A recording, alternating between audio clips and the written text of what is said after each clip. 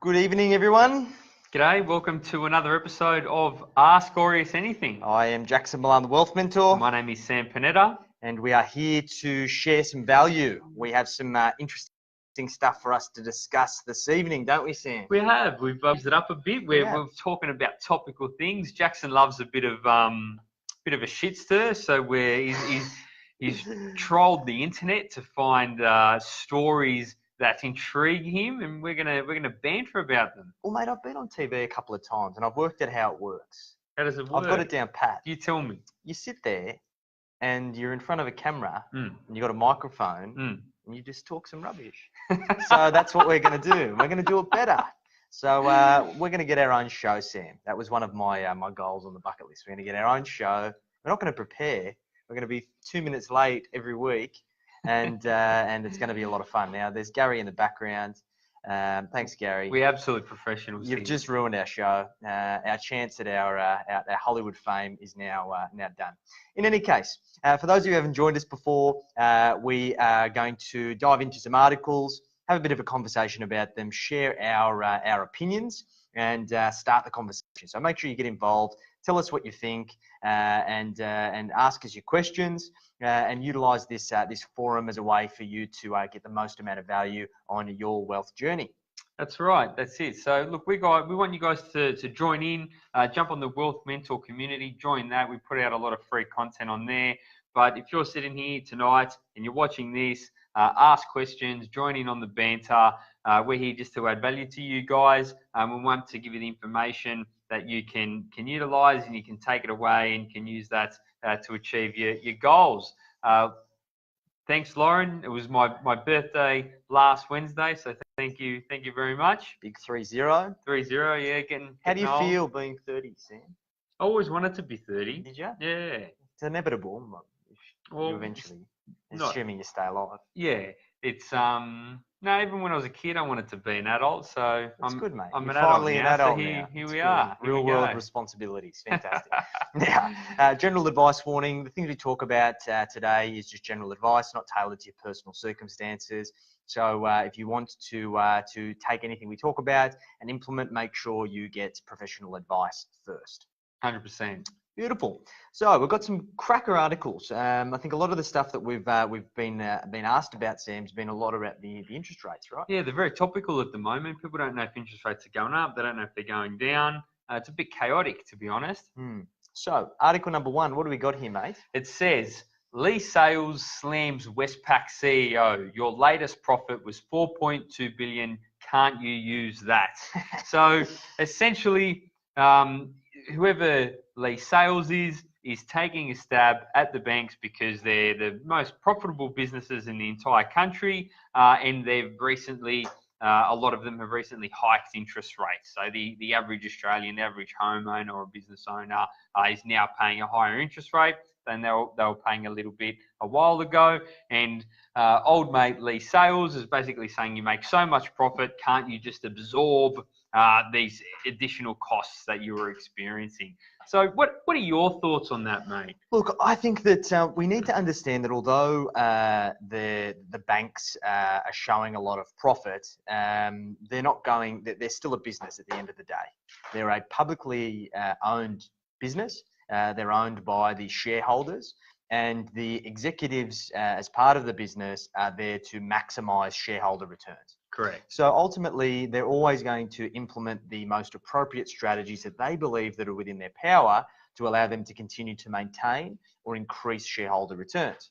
So when we consider that the primary way that most banks generate their profits comes by way of lending. They take money from consumers, or they borrow money from other lenders, cheaper lending sources in other countries. They bring them back and they put a higher interest rate on it, and then they lend it out to people to buy property, to get personal loans, and to do all of these other things. And they basically try and get a decent measure or balance of risk versus return. Now, if, for example, their cost of funding does go up, then it only makes sense that they pass it on. Although you may not like it, we've been in a very low interest rate environment for a very long time. And as these things do shift and change, the interest rates are going to change too. So you can do one or two things. You can bitch and moan about it, or you can just take it for what it is, continue to make good investment decisions, continue to build your wealth, and just make the most of it. Yeah, look, it's one of these things. Everyone loves a little bit of bank bashing, but you have to think these banks aren't small businesses that are making large profits. They are very, very big companies, and they employ hundreds of thousands of people in this country. So you don't want your Australian banks to not be profitable. We saw what happened to American banks when they weren't profitable. We saw what happens in Europe when banks aren't profitable. It ruins the game for everyone. So you want banks to do well. And it's one of these things. So with the interest rates, the Reserve Bank of Australia hasn't really moved interest rates for a very long period of time. They've stayed stagnant, but the rates that borrowers have been getting have changed dramatically over the past, say, 2 years. They've gone up and then they've gone down, and some have gone up, some have gone down. And there's been a lot of changes, but these recent rate hikes that have come through, essentially what's happening is that the bank's cost of funding, so the money that they borrow from other institutions, has increased. So they're passing on that cost to borrowers. Now, let me put it this way. If you went to your local fruit market and the apples were rare this season, and the fruit market had to pay more for the apples to the farmer, then the fruit market would charge you more for the apples. Now, the bank's not selling apples, they're selling money, but essentially it's the same thing. Because they have to pay more for the money that they're lending you, they're charging you more for it.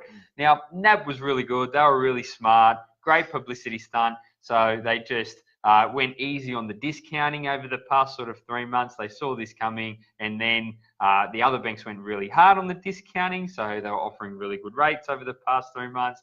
And now your Westpac, ANZ and CBA have lifted the interest rates. NAB has stayed put. Essentially, they've all just come into line with each other, but NAB looks like a hero. So it's some fantastic marketing on their behalf. I wish I would have thought of that. I probably would have done something similar. But look, it's at the end of the day, banks need to make a profit. Yeah. So you can't have the shits too bad if they're putting the cost of the money up. And look, here's the thing. We need to be conscious of the role of interest rates in society. And the whole idea of interest rates that you pay on any kind of consumer lending, home loan, personal loan, car loan, credit card, whatever, are all relative to that previous point that I made of risk versus return. And we need to understand that the relationship of this comes down to the cost of money, and the cost of money comes down to the rate of growth in society, or I guess a measure of growth is inflation. And inflation can be a very bad thing, or a huge amount of inflation, which a story we're going to get to shortly. So we need to be really conscious that we're in a very, very lucky and fortunate situation in Australia. We have always been in a position where, I guess, since the 80s, there's been a very good control on inflation and growth, and essentially the rising cost of goods. Like, look at what happened in Zimbabwe. It was like hyperinflation. You had a $10 trillion note. You couldn't even buy a loaf of bread with it. Basically, their currency was so devalued. So you need to be conscious and I guess be thankful that there is a lot of opportunity where we are right now. So don't take it for granted. Always take an opportunity to see what's happening in other countries, which we're going to talk about shortly. That's hopefully going to give you some more in-depth insight, so you don't just bash the banks, because we've got it pretty good. Yeah, look, one of the things is that the Reserve Bank essentially still controls interest rates in Australia, and their job is to promote economic growth and maintain inflation and growth within certain bands. So when there's too much inflation, there's too much growth, you see the Reserve Bank lift interest rates to sort of calm it down. And when the economy is not doing too well, they drop interest rates to sort of stimulate things as we go. So the Reserve Bank's sort of on your side. They essentially want you to win. So if interest rate pressures on the upside weren't too hard, then you'd see them starting to drop rates from their side if it was causing any real stress out there in the real life economy. And we've got Daniel comment from Daniel Pastre. You want to read that one out? Yeah, so time to allow foreign banks in to give competition to the big four. A bit hard for the public to cop funding cost pressures. as a reason for rate hikes, whilst making new record profit every time they report. And look, Daniel, that's true. I think there are other tiers of lenders. There's the second, third tier specialist lenders. We're starting to see a big growth in peer-to-peer lending, leveraging technology, and I guess in the future there's going to be opportunity for even crowd-funded lending at mass scale. So there is going to be innovation as a way of solving these things. The thing I don't necessarily agree with, Daniel, is that foreign banks, if they do come to Australia, if they're going to do anything different. I think this all comes down to the responsible lending criteria. The banks need to have certain margins in order to continue to run. As Sam said, we want the banks to be profitable. And I think we do need to be mindful that doesn't become a monopoly, a duopoly, or in this case, a quadropoly, if that's even a word, because we do have the big four banks. But there is a pretty competitive marketplace out there, isn't there, Sam? Look, it is very competitive, Daniel, and here's the thing. So there is international banks operating in Australia. Citibank's one of them, Arab right? Bank. HSBC. There's heaps of international banks operating in Australia, and the reason they don't come here is because there's essentially not enough money in Australia for them to make a profit. They can't compete with the big four. They can't come here and invade. It's not like Asia or America or Europe where there's a lot of money and a lot of people. We're still a relatively small pond, so it makes them hard to sort of squeeze their way in. But in saying that, mate, most people, I'd say 9 out of 10 people, given the opportunity, I could get them, and most brokers could get them a better deal with a different lender. But most people bank with the big four. They've got their home loans with the big four. Interest rates go up. People get the shits. They go, my interest rates go up. I put my hand up. I say, well, I can get you a better interest rate. You need to invest an hour of your time with me. And they go, fuck that. That's too hard. I love Westpac too much. You know what I mean? I love CBA. So a lot of the time, it's the own borrower's fault because there's options out there and everyone knows that there's better deals out there. Everyone. It's been so plugged on Aussie John and Mark Burris and all of them. They've been on the TV for 20 years yelling about this. So if you're not happy, then you should essentially do something to fix it rather than chuck a wobbly. Yep, cool. Now, we've got a question here from Aureus Financial. We're asking ourselves questions. Who's logged on to the I don't even know who it is, but somebody as part of our team has asked us a question. So what inspired you guys to become financial advisors? All right. Well, I'm not a financial advisor. I'm educated to be a financial advisor, but I don't operate as a financial advisor. So... it's Leslie. It's Leslie. She's logged back on. But Jackson is a financial advisor. Yeah. So what inspired you, my friend? So when I was studying, I was at high school. I use the word study pretty loosely. I was a bit of a wild student. Didn't really take school very seriously. My entire life, I wanted to be a veterinary surgeon, and I had this thing in my head my entire life from when I was probably about 4 years old. I never really understood what was required to get into veterinary science in university. And what I come to understand is that it is actually quite a small class size that they allow in every year. You need to have a very high, what they used to refer to as a UAI, a University Admission Index. I think they call it an ATAR these days. And I fell extremely short of that objective. So my lifelong dreams and ambitions came crumbling down. And I go, well, okay, what should I do with myself? So my dad always said to me, he goes, if you want to make money, you should be involved with money. My parents never really had a very good financial literacy and had made some pretty poor financial decisions, which if they would have got the right advice, would have ended up a lot better.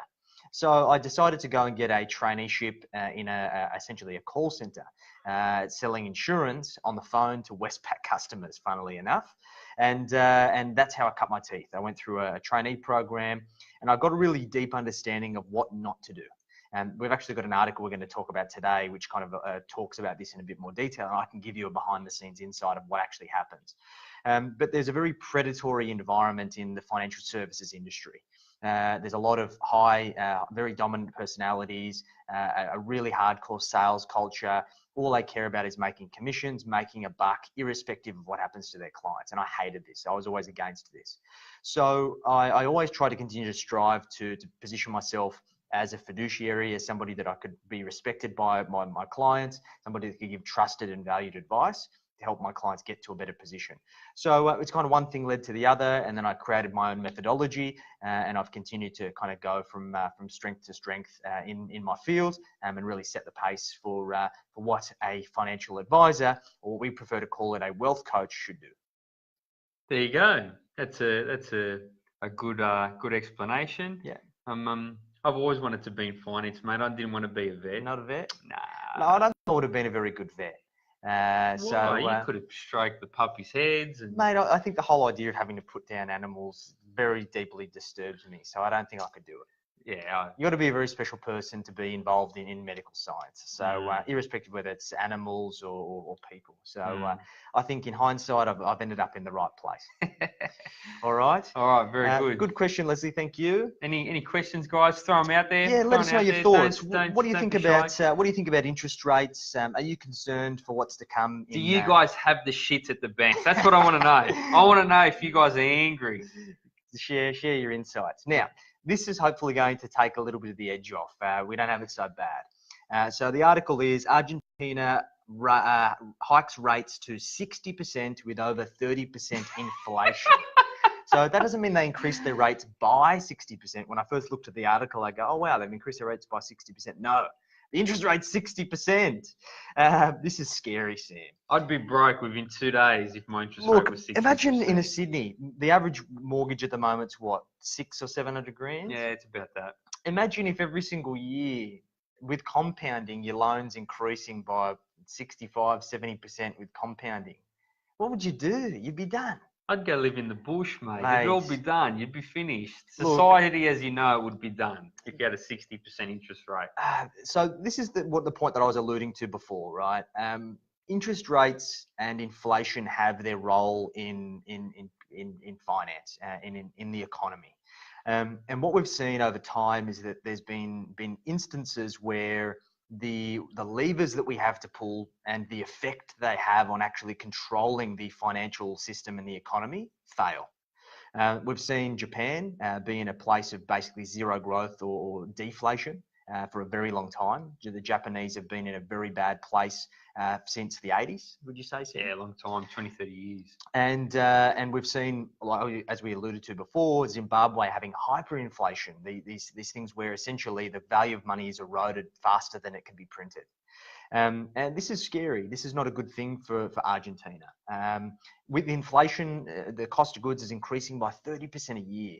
What's the background on this? How did they get themselves into this position? I don't know much about it until you brought it up. This is a deep-seated reserve bank or federal bank issue.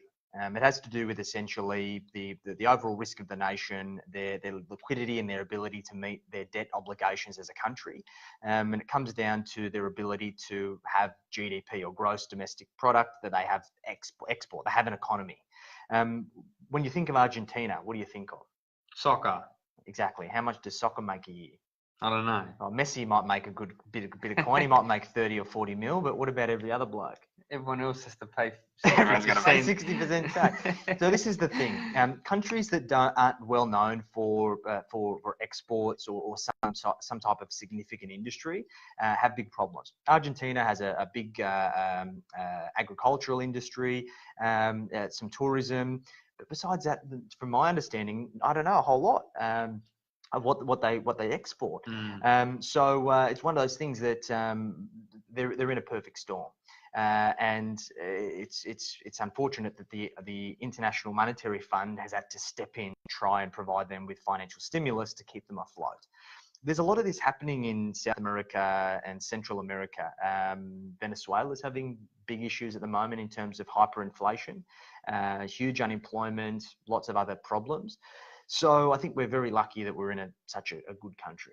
That's the thing, like Australia, especially someone our age, we haven't even really seen an economic problem in Australia. Like, we had a blip on the radar, 2008, 2009. It was really bad overseas. It didn't get that bad here. We even technically didn't have a recession, so we didn't post 2 quarters of negative growth.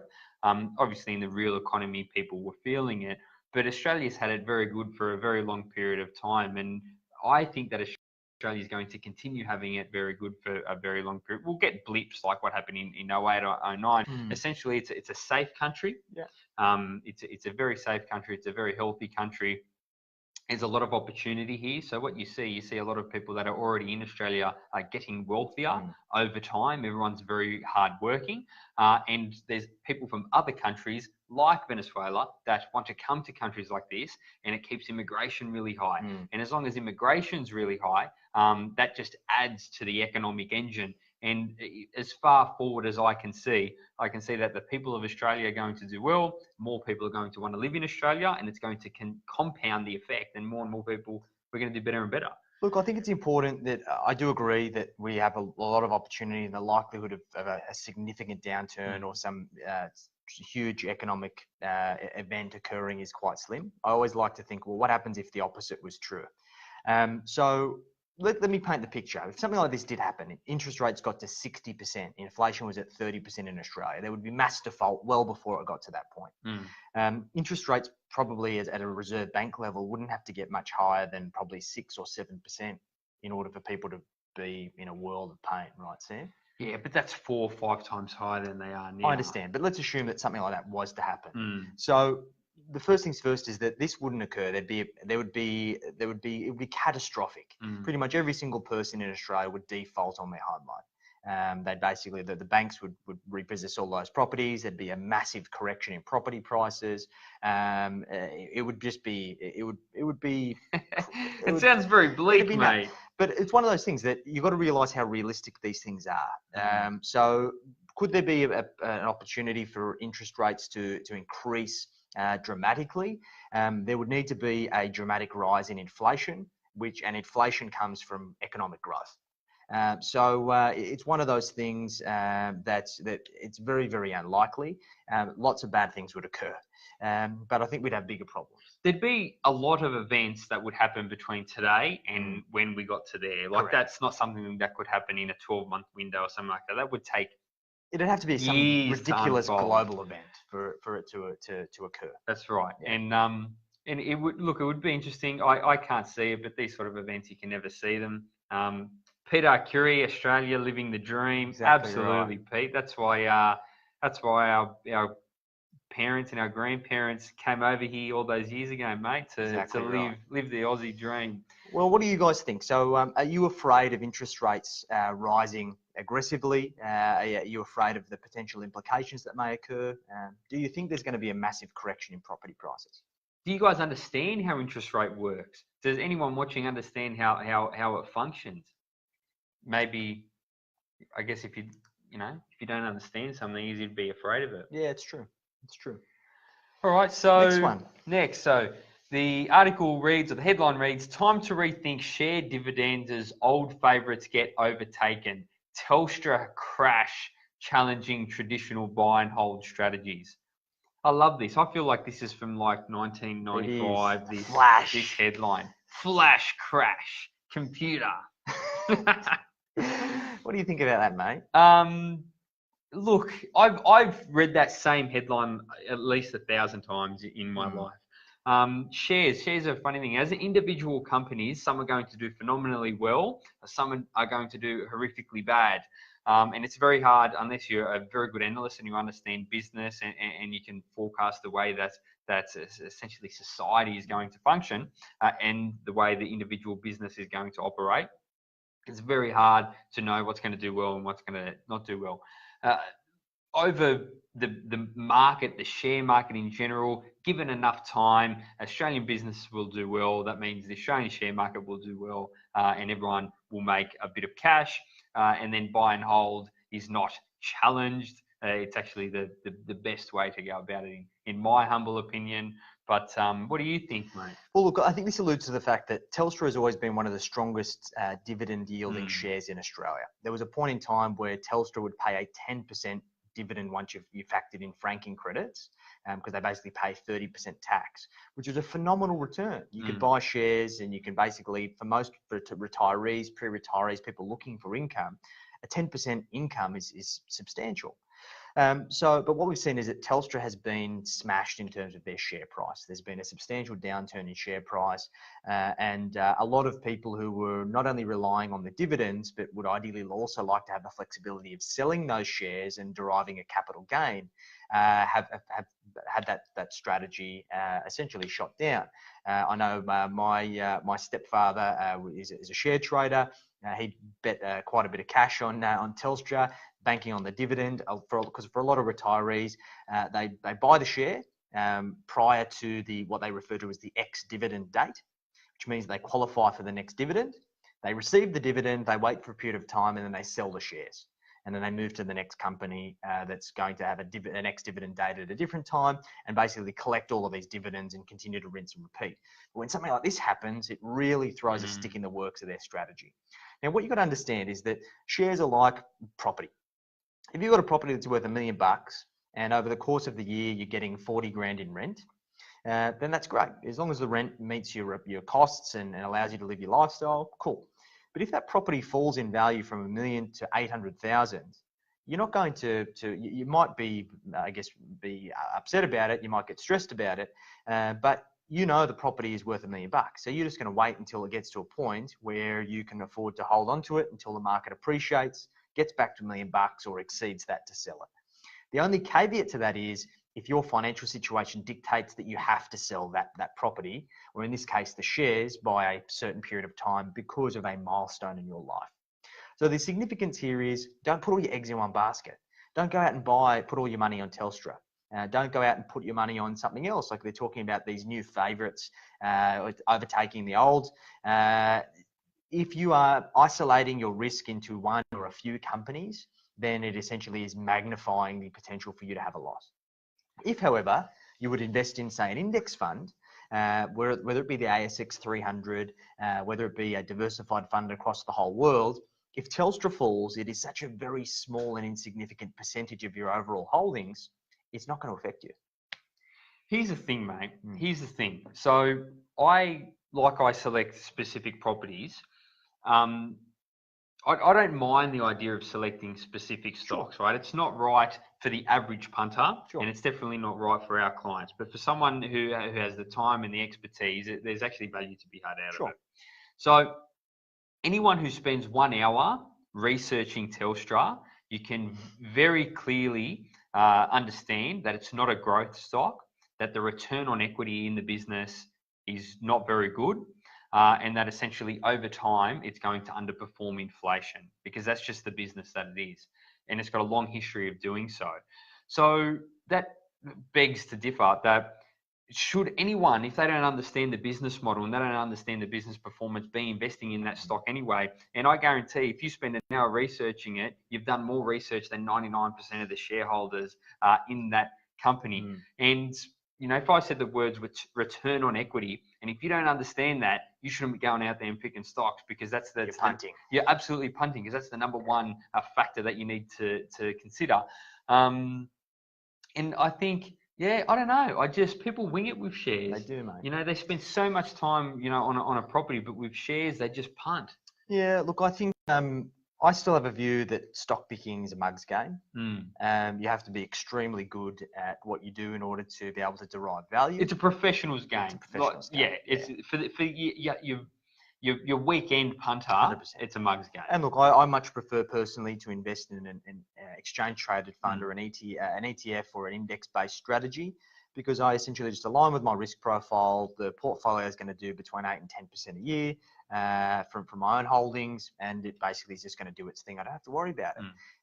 8 or 10% compounding every single year for 20 years is a substantial return. You'd be rich. Exactly right. So I don't need to worry about it. So just a bit of food for thought. Appreciate your insights. What do you think about shares? Is it something that scares you? Do you understand it? What do you think about Telstra? Have you been affected by this? I'd be interested to hear your thoughts. Whilst we're waiting for everyone to chime in, this is a subject that I'm pretty passionate about, and it's about time that something's been done. So the title reads, Royal Commission, Insurance Policy Sold to Intellectually Disabled Man Over the Phone. Now, the Royal Commission has been going essentially systematically through every single part of the financial services industry: banking, mortgage broking, financial advice, products manufacturers, insurance, basically everything. And at the moment, they're going through in the insurance component, and they're taking shots at particularly the direct insurance industry. So you turn on the telly, you see an ad on the TV, flash over to get life insurance, 5 minutes on the phone, these type of companies. Now, back to my previous story that I spoke about when I was working in essentially a call center doing telesales. We heard a lot of horror stories around people that have basically been walked out of the office for doing essentially sales tactics that were predatory and were taking advantage of people. I remember, as if it was yesterday, a girl that worked in my team. Seemed like a reasonably nice girl and had done this exact thing. Basically had got an intellectually disabled guy on the phone, had taken him through the full sales script, knew that what she was doing, asked him to go to his carer's wallet and take out the credit card to be able to pay for the policy over the phone. Now, That's atrocious. Now, for most of these call centers, there is a quality assurance manager. There's a person that at random is listening to calls. Now, to give you an example, in these environments, each person is making between 80 and 100 calls a day, potentially more, depending on what they're doing. Now, it is physically impossible for all of those calls to be vetted. So there's always going to be the bad eggs that are going to be there and do something terrible. In this instance, it was lucky that she was caught. She was walked on the spot, and I think that there was charges that were laid against her for what she done, because she basically abused her responsibility and had basically just done this horrible thing. Now, what this teaches us is that a lot of these direct environments do not have the right measures in place to ensure that they're bringing in the right people that have the right values. I remember as if it was yesterday that I was in this environment and I was underperforming because I wasn't hitting the targets they'd set for us. But I had one of the highest quality assurance scores out of everyone in my team, because I made a number of inquiries to double check and triple check the person I was speaking to was actually receiving the right guidance and advice when it came to taking out the insurance, and it was actually relevant to their circumstances. So basically I was going off script in order to have my own QA, to have that sleep at night factor. My old man always said to me, the only value you have as a human being in your life is your values and what you stand for as a person. And it's the only thing that you take to the grave. Nothing else comes with you. So I've always had that kind of voice of reason to ensure that I'm always making sure that I do things that are in my client's best interest. And it's just, this doesn't surprise me, mate, this story. This would be one isolated incident out of probably thousands, if not tens of thousands, of people who are being preyed on because of these kind of direct insurance businesses. Yeah, see, I'm naive, mate. I'm naive. I just assume everyone's doing the right thing. Yeah, do you know what I mean? Way, but this Royal Commission has essentially shown that the industry is a mess. I don't know. Good, get rid of them. Clean it out, clear it out, start again. I don't know. I don't know that you could still do these sorts of things today in 2018. Number one, that people aren't. I know this guy was intellectually disabled, but I'm sure there's people that aren't intellectually disabled that are getting ripped off. Here's another story for you, right?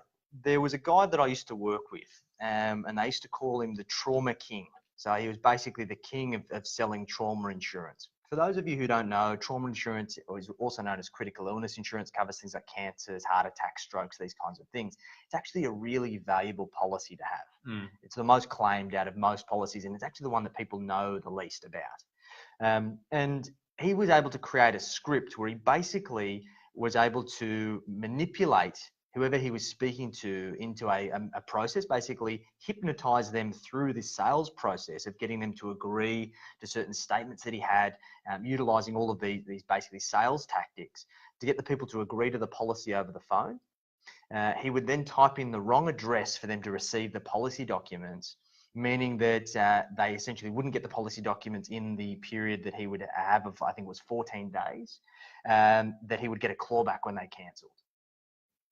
So basically he would receive his commission. By the time the people got the paperwork and realised what they'd actually signed up to and cancelled, he had no recourse.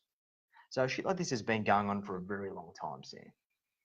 What a mess. And it's one of those things, like as I said, when I was in this environment, I learnt what not to do. And I think it gave me a perspective on the world of essentially having I guess, a respect for what good advice actually means. I think that if you go through life and you've always had positive experiences, you only have a certain perspective. So I think although it was unfortunate to be able to witness these things, now I'm fortunate in a way because I have that perspective in order to ensure we do the best thing for our clients. Yeah, I don't know, mate. It just blows my mind. I don't know. You assume that someone will just do the right thing, but it's just not the case, I guess. So well, I think the issue is that the commissions in these types of environments, so like the article goes into more detail around the most profitable policies that these people were selling were these funeral policies. Very small sums insured, and that what seems like quite small premiums, but when you work out the dollar for dollar of what you're paying for every month for the amount of cover, it's astronomical. And they were getting huge commissions. Because the money is so good in these types of environments, that particularly expats, like there's a lot of overseas people that come here, they work for these organisations, they get sponsored to stay in Australia, so they've got a lot to lose. So therefore, they're blinded by the money, they're blinded by the opportunity to stay in Australia, and in turn, they're essentially they're compromising their values. So it's really unfortunate, but I'm glad that it's finally coming to the surface. The other thing that was highlighted as well is that people are underinsured overall, because most of these direct insurance companies, they just sell you whatever you ask for on the phone. They're not going through any process of helping you understand what your risks are, what you need. Yeah, they shouldn't be allowed to do it. It should have to go through a proper strategic thing like we do, so you get the exact dollar amount that you need. Correct. And you adjust it, annually over time to make sure that you're not paying too much or you're not underinsured. So it's exactly right. It's one of these things. So yeah. Anyway, it's for you, mate. Got a question? Bill McCuba has said, Sam, are there any current government initiatives or grants to help first home buyers into the market? Yes, there is. So it's a state by state thing. So it's not a holistic government thing, but New South Wales does have some grants and some initiatives available. So I believe up to between $650 and $850, and it sort of caps out. You get stamp duty reductions, and stamp duty is huge. If we're talking on a purchase price of somewhere between 650 and 850 grand, we could be talking 20 or 30 grand in stamp duty that you'd have to save for and pay up front. So you can get a discount on that. And if the purchase price is low enough, you can pay no stamp duty at all. So, instead of saving, $100,000 deposit, you might only need to save 70, or instead of 80, you only have to save 50. So when you put it into those terms, it's a massive bonus and it gets you into the market quicker. And there are also grants that are available if you're buying brand new, or if you are building brand new as well. Now, a lot of our clients don't receive that because they're based on the north side of Sydney, and there's very little property that is brand new and under the threshold in the north side of Sydney. However, there are a lot of properties that are already established that do fall into the range for the stamp duty concession. So there definitely is an opportunity to make the best of the government initiatives and to save a bit of money there. So have a crack at that, Bilma, and it's a good opportunity to get into the market. Beautiful. All right, now you're going to love this one, Sam. So Australia's first $100 million home sold in Point Piper. I love that. If you buy a $100 million home, there are no government initiatives. There's no stamp duty concessions. The stamp duty on that would be like $500,000, which is more, 4.5 million. 4.5 It'd be million, 4.5 million just on the stamp duty. So that's disgusting. But $100 million home, I love that. One day I'm going to buy a $100 million home. Good on you, I don't know Sam. when, but one day I will. One day I will. What happened to being a simple man, Sam? I'm going to be a simple man living in a big house. Imagine how big a $100 million house would be in Narrowena. It'd be the whole block. It'd be the whole block. It'd be the whole block. That'd be fantastic. I love that. Mate, look, it's one of those things. I think that this is a good thing. We need to understand that there's people out there that are paying $100 million for a home things must be going all right. Do you remember when 50 mil was like, when someone paid 50 mil for a place in, I think it was Point Piper. Do you remember how big a deal that was? Deal. That was only like 10 years ago. Yeah. And now guys are paying 100 mil for a house. Look, it means there's people out there that are doing well. Yeah. Look, think about it. If you're going to buy a $100 million house, what your overall wealth, it'd have to be billions. You'd have to be a billionaire. You'd have to be You'd a have billionaire. to. You wouldn't win the lotto and just sink your whole 100 mil into a house at Point Piper. Imagine the upkeep on that. I reckon that'd cost you. What do you reckon? Hundreds of thousands every year. More. Imagine the amount of people you would need gardens, to employ. There'd be cleaning, there'd be maintenance, lots of different stuff. More headaches than I'd be willing to invest in. I'm happy, mate. I just want to get a house up on Beacon Hill, overlooks the beach. If there's ever an invasion or a flood, I'm safe. It's fine. I just roll down the hill to the office, get to see you blokes every day. Would you just look at us from your... I will. I'll look down on you from above. From your binoculars? With binoculars. Binoculars out there. Look, I like it. This we got to think, right? There's people, they think in one of two ways. They think of a scarcity mindset. So they see what they've got today and what they've always gotten in their life, and they feel that that's all they're ever going to get, right? And there's people with an abundance mindset. So as people say, this is what I got today, this is what I've had in my life, but I want, X or I want Y. And the way people think is either they don't change their thinking stays exactly the same, and they only ever keep getting what they've always got, or they're changing pattern, or their thinking patterns change, and they think differently, they do things differently, and then they get more than they've gotten in the past. Now, for someone who buys a $100 million home, that's someone who has an abundance or a growth mindset. It's someone who's continually pushing the pace, and probably 5 years ago couldn't afford a $100 million home, or 10 years ago couldn't afford a $100 million home. And that's the thing. Now, don't feel bad if that's not you, because 90-something% of people have a stagnant mindset. They don't change the way they think. They think the way they do, and that's how they're going to be for the rest of their life. But if you're in that few percentage who can adapt the way you think and the way you see things, then that's when you can start getting towards your $100 million home. Absolutely, Chris. Oh gosh, that's so good. All right. Well, what do you strive to have a $100 million home? Share with us your insights about what you think about this ridiculous home in Point. What's the right amount to pay for a home? That's what we want to know. Where does it become silly that you shouldn't really pay any more than a certain amount for your home? And we would appreciate your insights. All right. So we're out of articles. We're out of articles. We'd be no good as news anchors. We're the best news anchors. You reckon? Yeah, we'd be award-winning. We'd have a gold logie by now, I tell you. Gold logie for the best blokes award. I don't mind this new this new structure that we do. Mate. It's a bit of fun. You got to keep things exciting. Bit of banter. So it's look, we still have all the standard questions that we receive over the week. So we're going to get stuck into a couple of those. So one that I get often is, how much can I borrow? And this answer is different for every single person. And there's a lot of factors that affect how much you can borrow.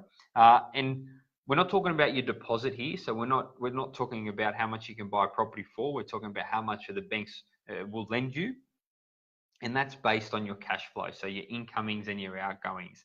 So to give you guys a quick breakdown, essentially the more you earn and the less expenses you have, the more money that you can borrow.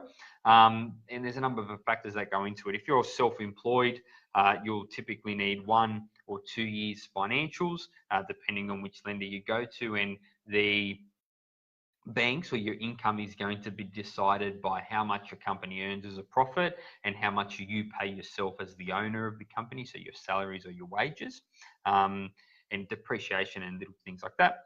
If you're PAYG, so if you work for someone, you have your base salary, your commissions, your bonuses, all those little bits and pieces. They are treated differently by different lenders. If you have rental income or investment income, all these different factors are taken into account. And essentially you want to have as much income as possible to borrow as much as possible. And the things that reduce the amount you can borrow is having things like credit cards or personal loans or car loans, or if you already have a lot of debt that you need to make repayments on, or if you pay a lot of rent or things like that. Obviously, the bigger your family is, if you're a single person, then your living expenses are considerably less than if you're a married couple with the one partner, the only one who's working, with 5 dependent children, then your living expenses are significantly higher. So you're going to be able to borrow a lot less. So each individual person, it's going to be a different answer, but there's quite a lot that goes into it. Cool. All right, next one. So what motivates you to work so hard? Look, you got to love what you do. If you love what you do, you never work a day in your life.